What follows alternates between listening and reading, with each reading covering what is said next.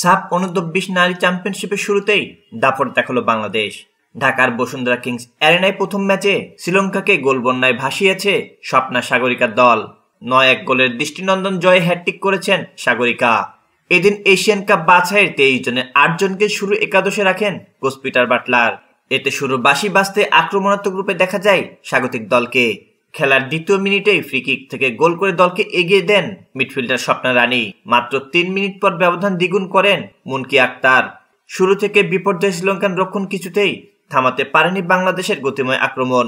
এশিয়ার ফুটবলে নিজেদের জানান দেওয়া বাংলাদেশের নারী ফুটবলারদের জন্য দক্ষিণ এশিয়ার প্রতিপক্ষরা এখন দুধভাত।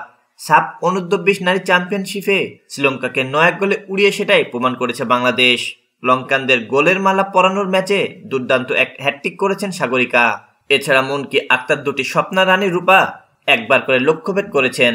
কিংস অ্যারেনাতে শুরু থেকে দাপটে ফুটবল খেলেন পিটার বাটলারের শিষ্যরা।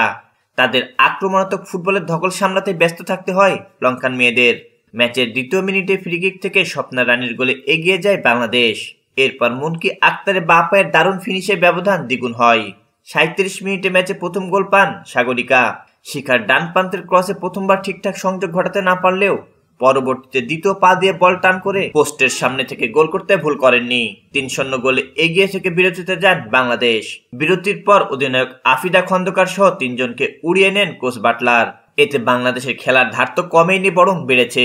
দ্বিতীয়ার্ধের শুরুতে সাগরিকার কাটব্যাক থেকে নিচে দ্বিতীয় ও দলের চতুর্থ গোল করেন মুনকি। 50 মিনিটে বাঁ দিক থেকে আসা ক্রস দারুণ প্লেসিং শটে জালে জড়ান শিখা। বড় জয়ের পথে ছুটতে থাকে বাংলাদেশ।